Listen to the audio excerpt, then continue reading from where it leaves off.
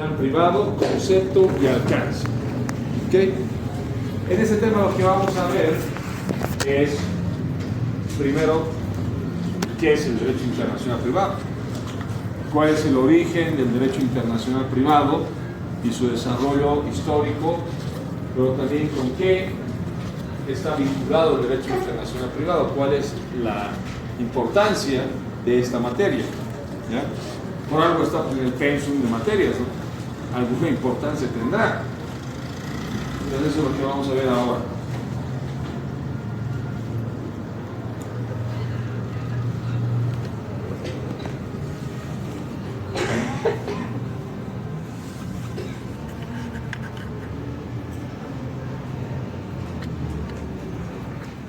Esto lo voy a subir al Classroom, las diapositivas ya, así que no es necesario que estén ahí tomando apuntes.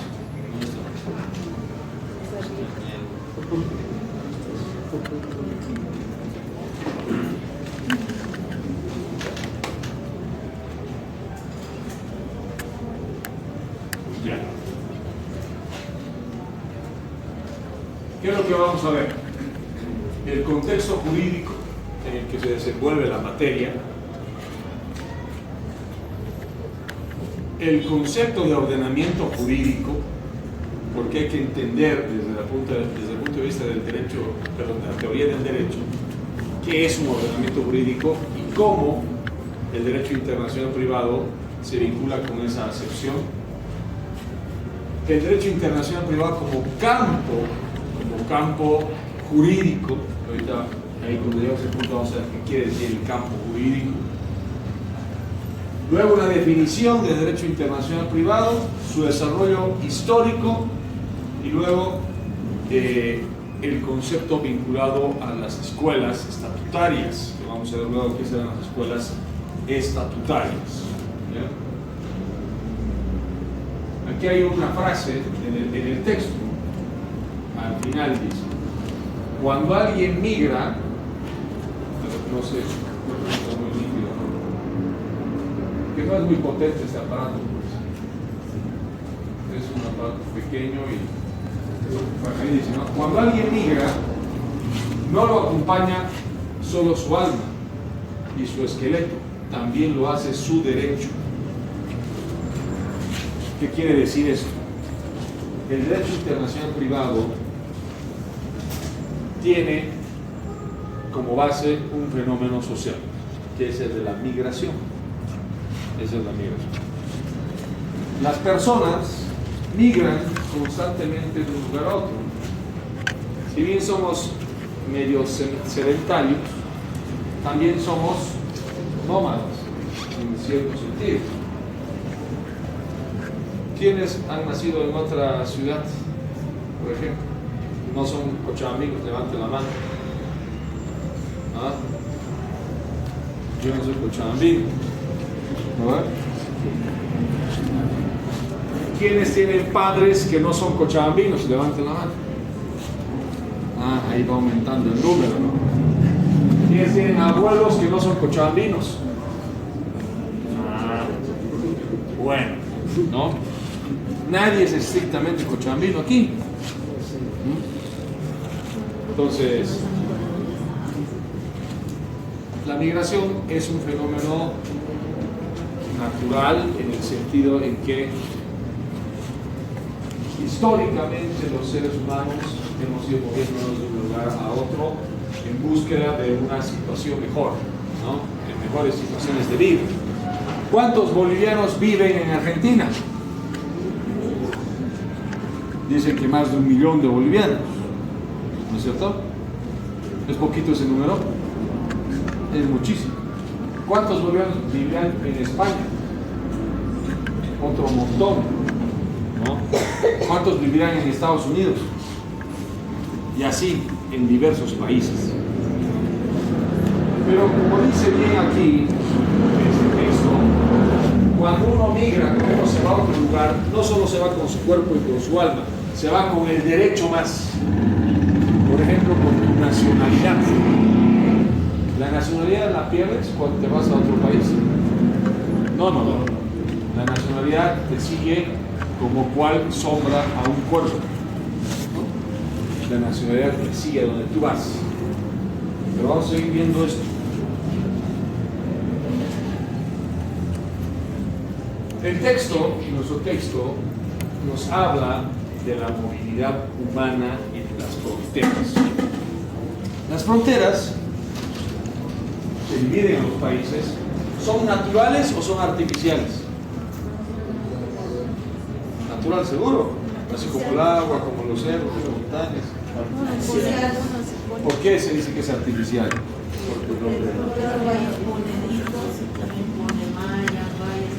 Es más, son imaginarias, ¿no? Las fronteras, hechas por convenciones, es decir, por acuerdos entre países, ¿no? Muchas fronteras han sido impuestas por la fuerza, ¿no?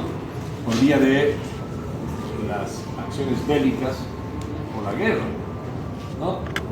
Pero al final han tenido que establecerse por acuerdos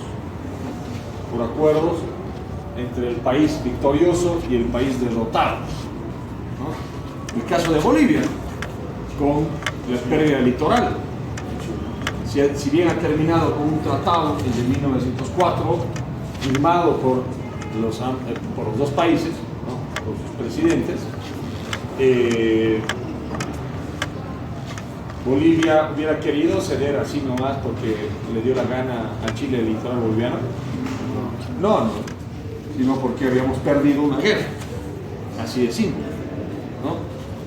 De hecho, casi todas nuestras fronteras están delimitadas como consecuencia de las guerras, ¿no? Que hemos tenido. No todas las fronteras, de hecho algunas han sido simples negociaciones o intercambios de territorios, ¿no? Bueno, pero acá el texto nos habla de una metáfora del vuelo sin orillas que expresa la posibilidad de salir, migrar y vivir fuera de lo propio, ¿no? Es decir, las personas cuando se van a vivir se llevan consigo mismo no solamente su cuerpo, su alma, y no solamente el derecho, su nacionalidad, por ejemplo, sino también sus costumbres, pues, ¿no? Cuando van los bolivianos a otros países, siguen viviendo muchas veces en comunidades entre bolivianos, ¿no? Ahí van a restaurantes de bolivianos, ¿no? Van y bailan los caporales, los que son bolivianos, ¿no? Ahí llevan sus costumbres. Uno nunca olvida sus costumbres. Pero todo esto, la migración tiene connotaciones, y a lo que a nosotros nos importa, que son de tipo jurídico, connotaciones jurídicas. Como dice acá abajo, ¿no? Un vuelo sin orillas en un mundo real implica una serie de conflictos al momento de aplicar el derecho. Quiere decir, cuando hablamos de vuelos sin orillas, es que las personas nos estamos moviendo constantemente de un lugar a otro. Hay quienes viven en un país, pero trabajan en otro país, o tienen relaciones con personas de otros países, ¿no? Relaciones de tipo comercial, por ejemplo, los que se dedican a la importación. Deberían prohibir esos escapes, ¿no? La verdad es que las personas que tienen relaciones comerciales con personas de otro país, por ejemplo, aquellas que se dedican a la importación de vehículos, ¿no? A la importación de vehículos. Recién nomás, hace unos años, se fabrican vehículos eléctricos en Bolivia, ¿no? Que es seguramente un logro muy loable, muy destacable de parte de quienes han creado esa empresa, ¿no? Pero antes no, todo era pura importación. De hecho, la mayor parte de los vehículos que ven en las calles no han sido fabricados en Bolivia, ¿no? Vienen de otros países. Ese tipo de relaciones entre privados de un país y otro país son reguladas por el derecho internacional privado. ¿Ok? Cuando tú te vas a otro país y, digamos, te enamoras en otro país y te casas en otro país, ¿Es posible o no es posible? Sí. Es posible, ¿no? Pero tienes bienes en Bolivia y allá falleces y tu esposa tiene derecho a heredar tus bienes en Bolivia o no. Puede que sí, pues, ¿no ve? Ese tipo de relaciones son reguladas por el derecho internacional privado. ¿Entienden? Ya se están dando cuenta cuál es la diferencia entre el derecho internacional privado y el derecho internacional público. El derecho internacional público se trata de las relaciones entre estados, ¿no? En cambio, el derecho internacional privado regula relaciones entre privados, pero de diferentes nacionalidades, ¿no? En diferentes territorios de este país o de este otro país, pero siempre entre privados. Por eso se llama derecho internacional privado. ¿Entienden? Ya vamos entendiendo cuál es la lógica del derecho internacional privado, ¿no? Dice, un caso internacional surge cuando se refiere a la nacionalidad, al domicilio o al lugar del acto que conducen dudas sobre su competencia y la ley aplicable. Sí, claro que sí. Los casos que el derecho internacional privado conoce tienen que ver con dos aspectos, con la nacionalidad, con el domicilio de las partes y con el territorio donde se efectúan esos actos. ¿Okay? La nacionalidad, pues, por ejemplo, un contrato suscrito entre un importador boliviano y un exportador chino. ¿Entienden? Ahí, por ejemplo, en materia comercial. O un matrimonio en materia civil, porque en algunos países el matrimonio está dentro del derecho civil. Bolivia está dentro del derecho de familiares. Pero no existe precisamente un derecho de familia internacional. Sí hay un derecho civil internacional, que vamos a tener un tema, y que rige la cuestión del matrimonio. Es decir, habíamos dicho que un boliviano puede casarse, por ejemplo, con una argentina o con una peruana. ¿No? Muy bien. Y pueden establecer su domicilio en cualquiera de esos países, ¿no? Y cuando establecen su domicilio, por ejemplo, en Perú, los actos que van a realizar esas personas seguramente en su mayoría van a ser en el Perú, por lo tanto sujetos a la ley peruana.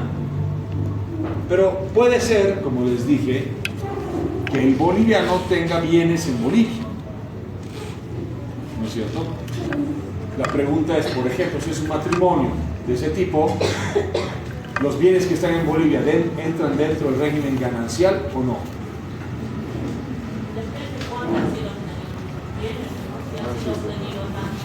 Ya. Bueno, a ver. Y también va a depender qué diga la ley peruana. También va a depender qué diga la ley peruana. Si la ley peruana puede decir otra cosa. ¿Perdón?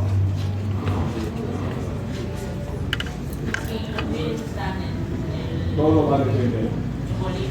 Todo va a depender de una cuestión. De saber cuál es la ley aplicable a ese asunto. Y ese es el magno problema del derecho internacional privado. Saber cuál es la ley aplicable, o la peruana o la boliviana. Y cómo se resuelve esa cuestión. Eso es lo que vamos a avanzar, por lo menos hasta el tema sexto. Es lo que vamos a ver hasta el tema sexto. Hasta el tema 6, unidad 6. Cuando llegas a la unidad 6, ahí vamos a decir, ah, ya, pucha, así se resuelve ese problema. Ese problema se conoce como, un segundito,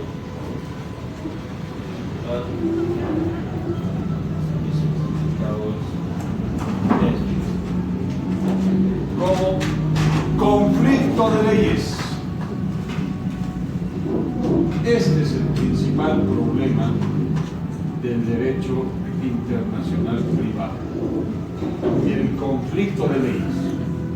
En un caso como el que hemos expresado, no sabemos si la ley aplicable es la peruana o la boliviana.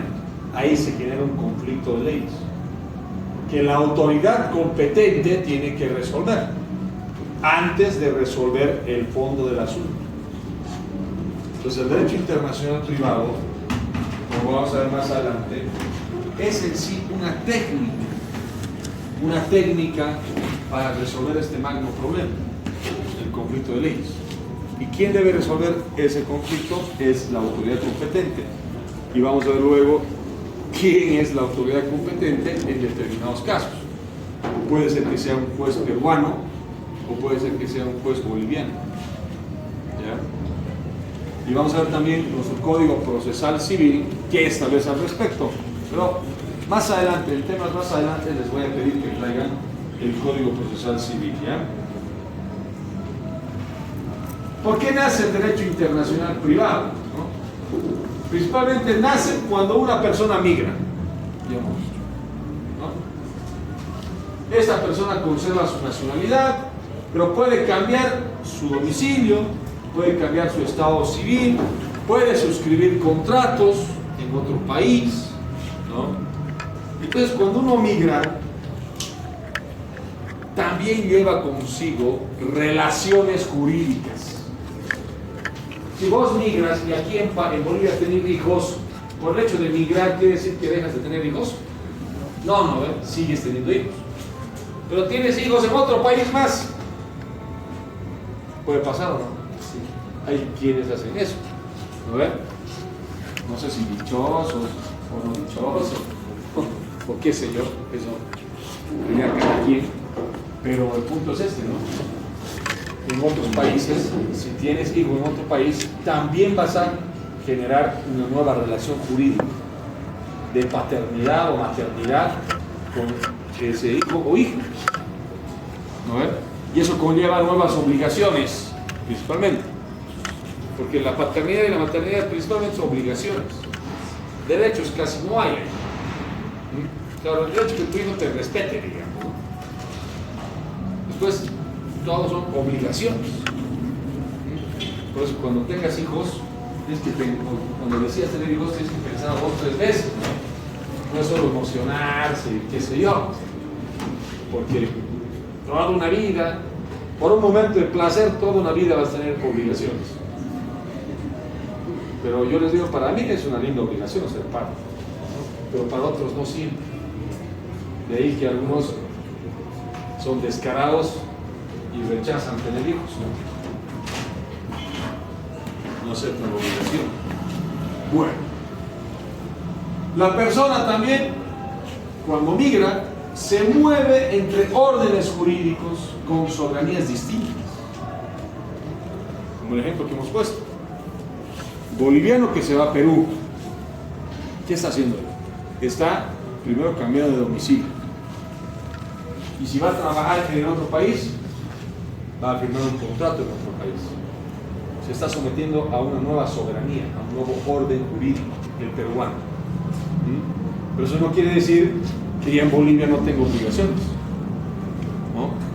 Nada más que estás contrayendo nuevas obligaciones, nuevas relaciones jurídicas sometidas a otro ordenamiento jurídico. Y el que migra también puede pedir reconocimiento de actos o sentencias extranjeras. Es cierto.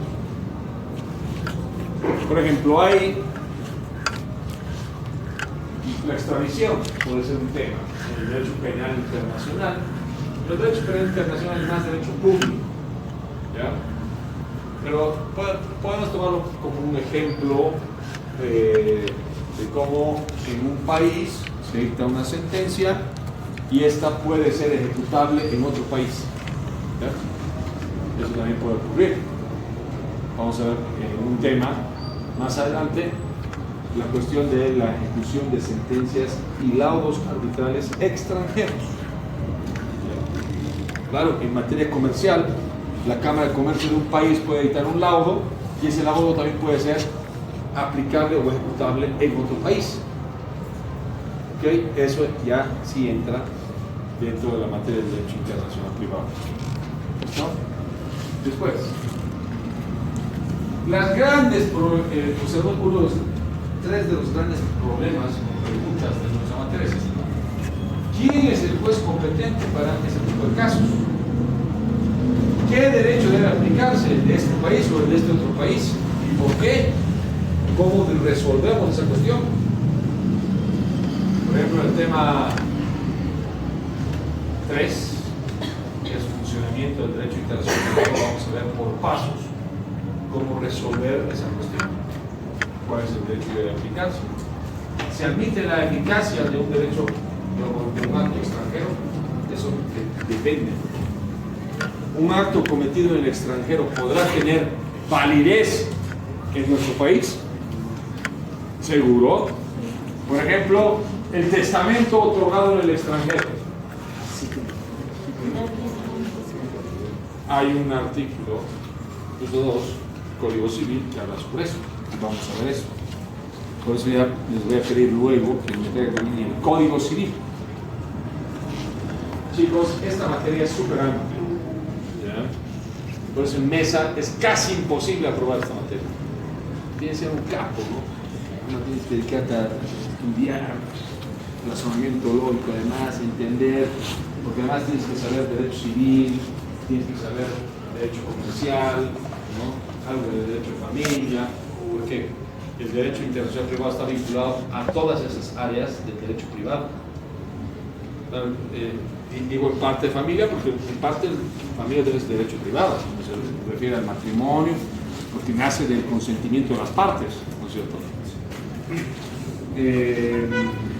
Derecho civil, comercial principalmente, en parte en algo respecto a sentencias extranjeras en penal, derecho penal. Entonces, por eso está en último año esta materia. No puede estar en primer, ni en segundo, ni en tercer año esta materia, tiene que estar en el último año.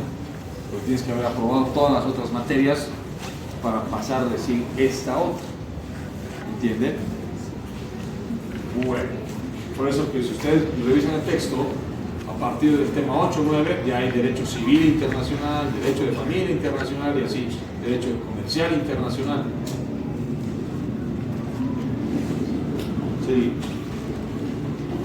El concepto de derecho como base del derecho internacional privado. Esto está en el texto, ¿no? Nuestro capítulo arranca desde la teoría normativa del derecho, ¿no? Creo yo, bueno, los que han escrito, fíjense, el libro que tienen es un libro de autoría colectiva. Son varios autores, coautores, y cada profesor ha escrito un tema, una unidad. La primera unidad la han escrito mis colegas y amigos Óscar Alba y Sergio Segarra, ¿no? Que son tres docentes de la materia, ¿no? Aquí en la universidad. Yo he redactado la unidad 4. Yo he escrito la unidad 4.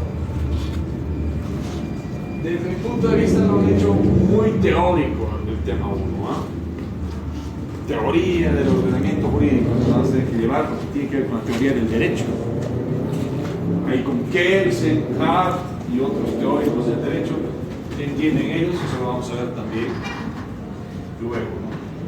La ruta propuesta: describir el derecho interno, asumir el pluralismo jurídico y revisar las técnicas del derecho internacional privado. El objetivo es recrear el concepto general del derecho en clave internacional privada. Sí.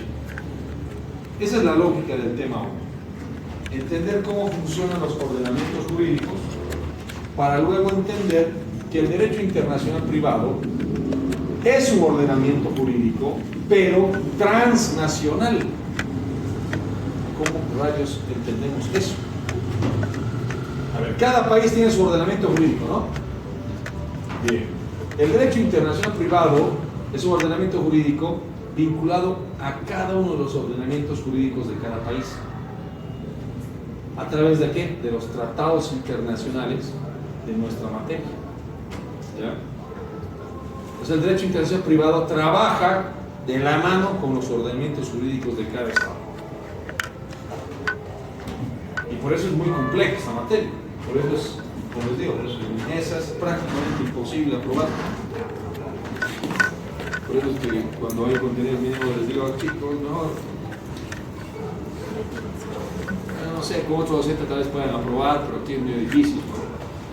Pero bueno, algunos sí aprobaban, claro que sí, como que no, pero digamos el 5% aprobará, pues no. Es muy improbable que apruebe ese mes. Bien, a ver. Vamos a entrar entonces ahora a la teoría de los ordenamientos jurídicos, ¿no? A ver, esto, como dice acá abajo, ¿no? El derecho, ¿qué es el derecho? Desde la teoría de los ordenamientos jurídicos. Es un sistema de normas, es una entidad autónoma constituida por elementos interrelacionados. Entidad autónoma, independiente y relativamente permanente, ¿no? A esto Kelsen le llama estática jurídica. Estos dos conceptos, la estática y la dinámica, vienen de Kelsen en su teoría pura del derecho. Kelsen va a decir, todo ordenamiento jurídico se caracteriza por dos cosas, una estática y una dinámica. O sea, hay normas del ordenamiento jurídico que hacen que el ordenamiento jurídico durante un tiempo sea estático, ¿ya?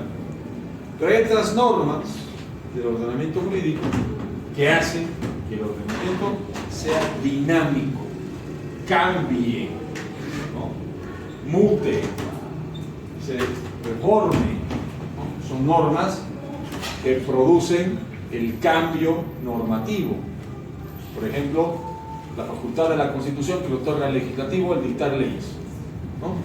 Es una norma que le otorga a una autoridad de ordenamiento jurídico, la Constitución, ¿para qué? Para dictar o crear nuevas leyes, ¿no es cierto? Pero la misma Constitución es un conjunto de normas difíciles de reformar, ¿no? Para reformar tienes que ir al 411, que dice reforma total o reforma parcial, ¿no? Los dos mecanismos de reforma de la Constitución. Ustedes han debido ver eso en derecho constitucional, ¿no es cierto? Entonces, para reformar la Constitución tienes que irte por uno de esos mecanismos. Y si no cumplen los requisitos de esos mecanismos, no puedes reformar la Constitución. Por lo tanto, la Constitución sigue siendo estática. Hasta que no se reforme, la Constitución sigue siendo estática. Se reforma, se vuelve dinámica. Esa es la lógica. Todos los ordenamientos jurídicos, dice Kelsen, son a la vez estáticos y a la vez dinámicos. ¿Ya? Entonces, cada ordenamiento jurídico también tiene subsistemas jurídicos. Por ejemplo, en el caso de los estados federales, uno es el derecho del Estado federal, ¿no? Y cada uno de los estados que conforman la federación o la confederación, ¿no? Tiene también su propio derecho, ¿o no? Lo mismo acá, las autonomías. Una cosa son las leyes nacionales y otra cosa son las leyes municipales, departamentales y demás, ¿no? Podría decirse que las autonomías son subsistemas dentro de un sistema total que sería el derecho boliviano, ¿no? El derecho cochabambino, por ejemplo, es el de el departamento de Cochabamba, las leyes vigentes en el departamento de Cochabamba, ¿no? O el derecho cruceño, podría decirse, que son las que la Asamblea Legislativa Departamental de Santa Cruz emite, ¿no? O a nivel municipal, el de la honorable alcaldía municipal o del consejo municipal, ¿no? De hecho, de Santa Cruz, ¿no? Entonces, todo derecho tiene subsistemas, ¿me entienden? Y bajo esa lógica vamos a ir viendo qué clase de sistema es el derecho internacional privado posteriormente. Validez y jerarquía del sistema jurídico boliviano, ¿no? Como dice ahí, la Constitución Política del Estado es el fundamento de validez del sistema jurídico boliviano. Tomen en cuenta que ordenamiento y sistema jurídico es lo mismo. Un orden jurídico y un sistema jurídico es básicamente lo mismo, ¿ya? Son sinónimos. Pero el fundamento de nuestro sistema jurídico o ordenamiento jurídico es la Constitución, ¿no es cierto? Y por lo tanto la Constitución va a ordenar al ordenamiento jurídico, ¿no? Las normas se ordenan en una relación recíproca. Las superiores mandan y las inferiores desarrollan.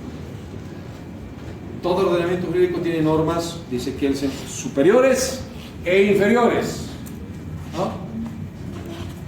Algunos dirán, pero esa es la pirámide de Kelsen, ¿no? Sí, puede ser. Pero ¿saben qué? Kelsen nunca habló de una pirámide. Jamás. Pues cuando yo escucho hablar a algún abogado o alguien decir la pirámide de Kelsen, ya ese no leí la teoría. Si has leído la teoría pura del derecho, la teoría general de las normas de Kelsen, pues en dos libros claves en Kelsen. El otro es de teoría general del derecho y del Estado, tercer gran libro de Kelsen. En ninguno de esos libros, ni en artículos, Kelsen habló de pirámide. Por si acaso. Kelsen habló de que el derecho es un sistema escalonado, dice él, de normas superiores e inferiores. ¿Ya? El fundamento de validez es una constitución, es la norma superior. Y las normas que están más abajo son normas inferiores, pero que deben su validez a la norma superior. ¿Entienden? Entonces dirán ustedes, ¿de dónde han sacado entonces 15 ocurridos de la pirámide de Kelsen? Kelsen tenía un pupilo que se llamaba Adolf Merkel, ¿ya? Que luego se hizo muy famoso administrativista alemán. Merkel fue el que hizo popular la supuesta, o la, mejor dicho, famosa pirámide de Kelsen. Pero Kelsen nunca habló de una pirámide. Nunca. ¿Ya? Por si acaso. Entonces ahí está. Hay normas superiores y normas inferiores. Y esto en nuestra Constitución está en la jerarquía normativa, ¿no? ¿Qué artículo es la que desarrolla la jerarquía normativa de la Constitución? 410, parágrafo 2. A ver. Ahí está. La validez se conecta con reglas de reconocimiento, de cambio y de adjudicación. En el texto van a encontrar eso. Hay un jurista que es Hart, que habla de eso. Ahorita vamos a ver. Luego igual lo vamos a ver. ¿Ok? Bien. Hay tres conceptos. ¿Qué hora tienen? Todavía tenemos tiempo. Tres conceptos importantes. Bueno, aquí vemos dos que tienen que ver con el derecho internacional privado. No vamos a ver un tercero, que habla de la territorialidad y la extraterritorialidad. Son dos conceptos claves. La territorialidad es: la norma vale dentro del ámbito espacial de quien la crea. Es la regla general del territorialismo. En el ejemplo boliviano, el alcance plurinacional o territorial estatal. Quiere decir, una norma es vigente, está vigente dentro de un territorio. ¿Las leyes bolivianas están vigentes en Estados Unidos? No, no. Están vigentes en Bolivia. Cuando el presidente dicta un decreto, ¿ese decreto será aplicable en México? No. A ver, es en Bolivia. ¿Ya? Por tanto, el concepto clave aquí es la territorialidad de la norma, ¿no? de la ley. Pero hay otro concepto que se aplica mucho en derecho internacional privado, que es el de la extraterritorialidad. Es entendida como una excepción a la regla territorial. Excepción, es una excepción. ¿Ya? Una norma de un territorio se aplica en otro. Esa es la concepción de la extraterritorialidad. Una norma de un territorio se aplica en otro territorio. Una norma de un país se aplica en otro país. Y vamos a ver más adelante en qué casos un juez boliviano puede y debe aplicar una ley extranjera. ¿Es posible eso? Sí. es posible. Así como un juez peruano, chileno, o qué sé yo, argentino, puede o debe aplicar una ley boliviana. Es clave para construir el derecho internacional privado basado en personas, actos y relaciones. Este concepto de la extraterritorialidad. Ahora, de hecho, hay actos que incluso personas privadas cometen en el exterior que pueden tener resonancia en nuestro territorio. ¿Ya? Pero siempre que haya unas normas en nuestro país que le den esa relevancia, esa importancia a sus actos cometidos en nuestro país. Por ejemplo, el testamento. Hablamos hace un rato. El Código Civil, ahorita no recuerdo la propuesta, es el 1143, pero yo no soy de los que memorizan los artículos, porque siempre he odiado, o sea, ese tipo de profesores. Yo tenía un profesor aquí, yo salí de esta universidad, que hacía eso, no voy a decir el nombre, entonces, este profesor sí, ya se jubiló, pero hay otros que han sido sus pupilos y siguen de memoria, no tienen que saber el Código Civil, ¿no? De memoria. Bueno, yo soy un enemigo de pensar que saber derecho es saber de memoria un código, ¿no? No entra dentro de mi concepción de lo que es derecho.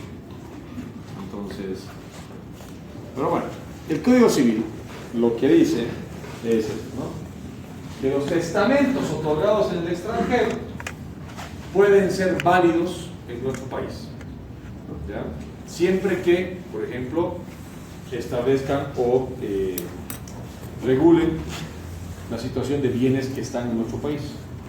Por ejemplo, un boliviano que haya fallecido en México, hay un caso así que tenemos un tema más adelante,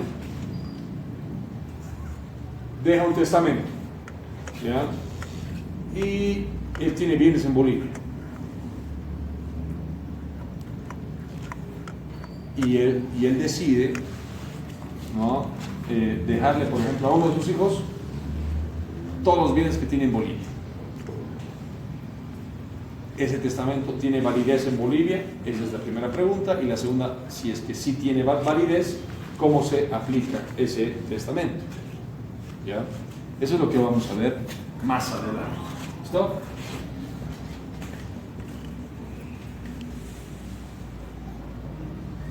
El alcance. Ahora, por un lado hemos hablado de lo territorial y lo extraterritorial, ¿no?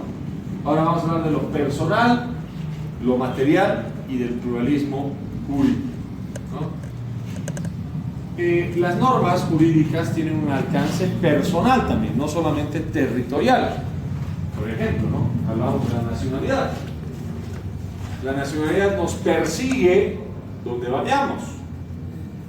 No perdemos nuestra nacionalidad por solo ir a residir, qué sé yo, 10, 20, 30 años, 40 años a otro país. No vas a perder tu nacionalidad.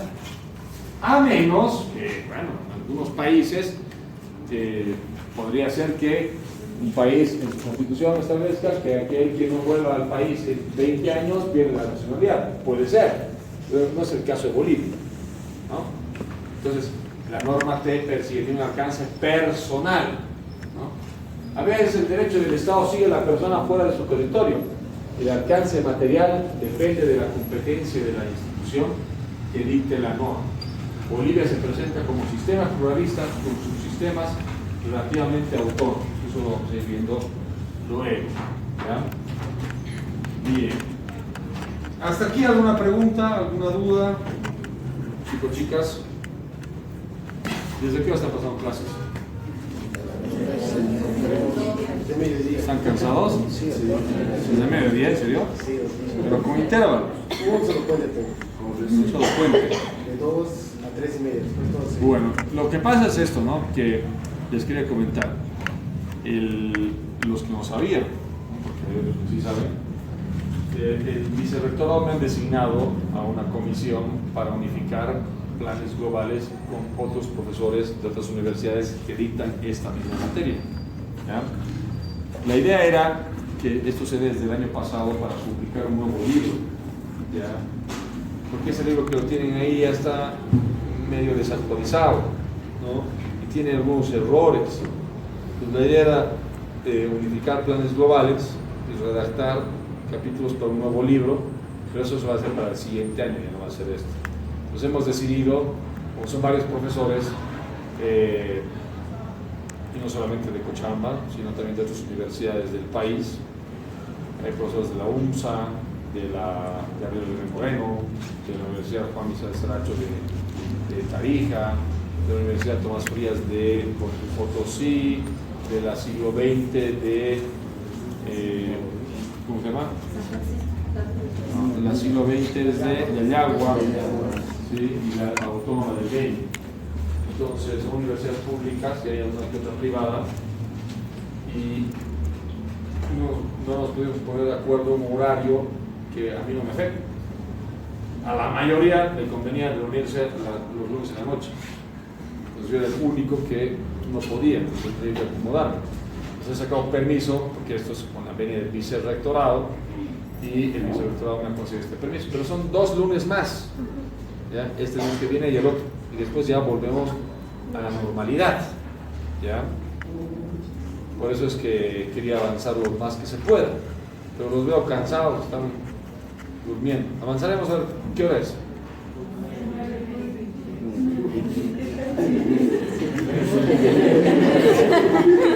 Veremos un par de diapositivas más y se van. ¿Ok? Bien.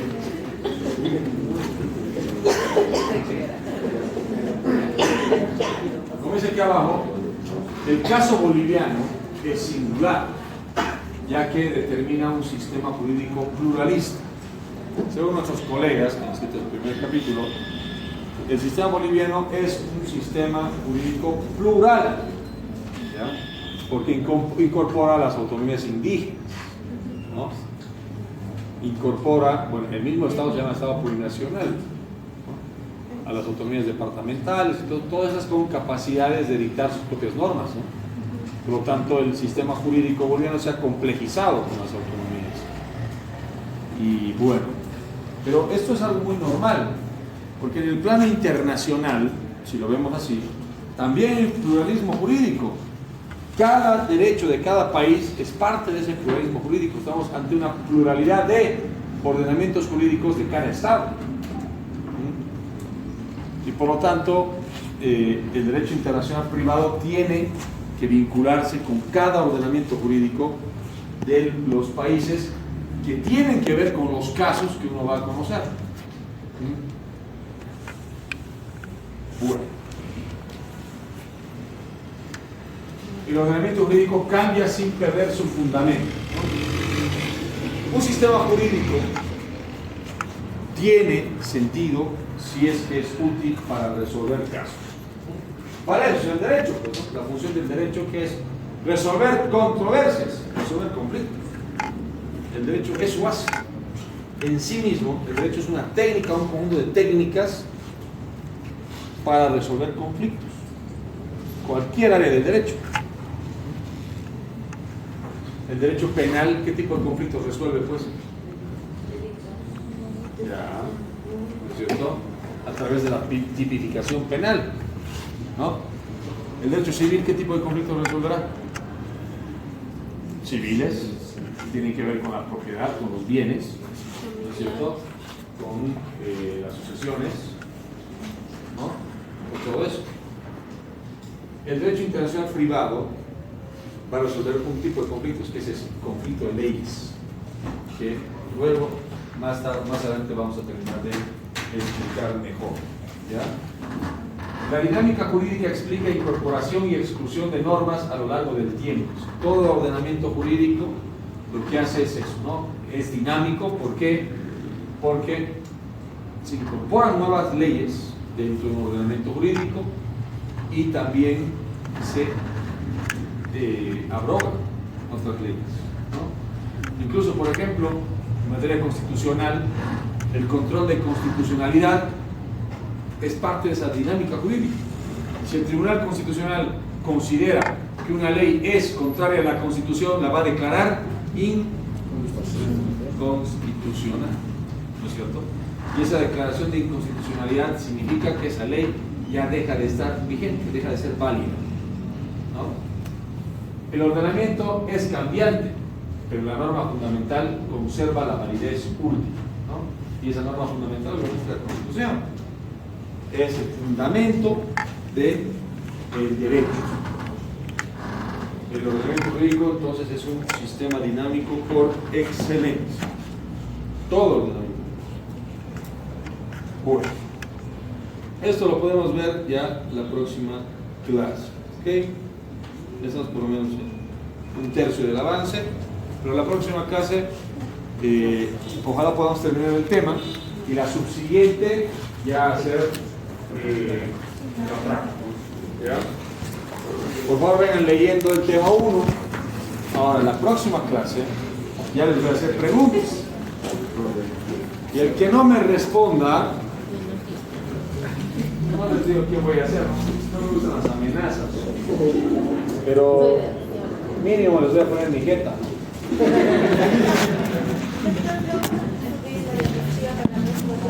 Voy a subir a claro. Voy a pasarles, voy a crear una clase en claro. Y ahí lo voy a subir y les voy a pasar de verdad. ¿Ya? Bueno, ¿alguna duda, alguna pregunta? ¿Todo está claro? Me parece excelente. Váyanse a descansar. Cuídense, chicos. Nos vemos el próximo jueves. Tienen una semana para leer.